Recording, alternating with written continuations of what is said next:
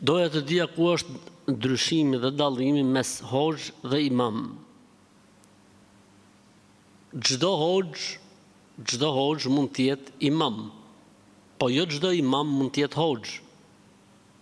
Çdo hoxh mund të jetë imam, po jo çdo imam mund të jetë hoxh, se njeriu mund të bëhet imam vetëm nëse di me lexu Kur'an, nëse di abdesin, nëse di rregullat e namazit.